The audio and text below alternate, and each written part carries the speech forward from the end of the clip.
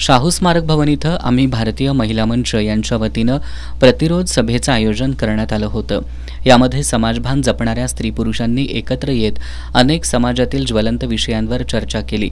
यामध्ये स्वतंत्र महिला पोलीस फोर्स उभा करावा, जलद गतीनं न्यायालय चालवणं, यासाठी न्यायालयाची संख्या वाढवणं, पुरुष मानसिकता बदलण्यासाठी प्रत्येक गावात आणि शाळेत समुपदेशन केंद्र उभा करणं आदी महत्त्वाचे ठराव या सभेमध्ये एकमतानं मंजूर करण्यात आले।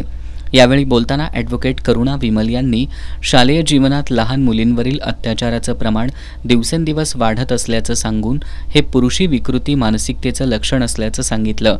यासाठी पुरुष मानसिकता बदलण्यासाठी त्यांचं समुपदेशन होणं गरजेचं असून शालेय जीवनात मुलींना स्वसंरक्षणासाठीचा स्वतंत्र अभ्यासक्रम सरकारनं तयार करावा असं ॲडव्होकेट करुणा विमल यांनी सांगितलं।